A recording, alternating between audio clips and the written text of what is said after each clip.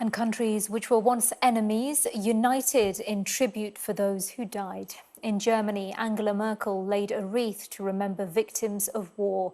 And in France, people were asked to fly the French tricolor from their homes.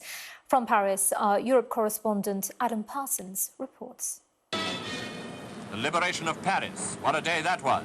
France spent 4 terrible years under the control of Nazi Germany. Liberation and then the end of the war brought relief and sprawling crowds onto the streets of Paris and beyond.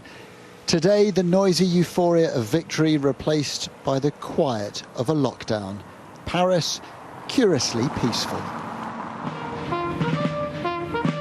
Original plans cancelled. Instead, it fell to President Macron, first to recognise his wartime predecessor, Charles de Gaulle, and then to lay a wreath at the tomb of the unknown soldier beneath the Arc de Triomphe. He, like his nation, taking a moment to reflect.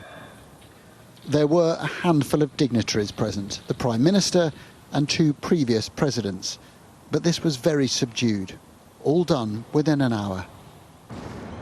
This was a solemn, reflective event, but it was also a brief one. Quite a contrast to the commemoration that had been planned. Today there was no fly-past, no parade, no huge crowds, and we didn't have a lineup of veterans. But across France, there are those who remember the war and the horrors of Nazi occupation. In the suburbs of northern Paris, we meet Jeanne. She joined the French resistance in its earliest days and spent the war trying to undermine Nazi control. She's now 101 years old and remembers everything. On chantait, et on espérait, et on y croyait. Je crois que ce qui nous a soudés, ce qui nous a aidés, c'est que dès le début, on croyait qu'on y arriverait. Pendant 4 ans, c'est quand même été difficile. Surveiller, ne pas pouvoir faire un pas, pas pouvoir parler à n'importe qui. Friends were betrayed, arrested and sometimes killed. On prenait des précautions surtout. Et on ne savait pas, quand il y en a un qui partait, si on allait le revoir.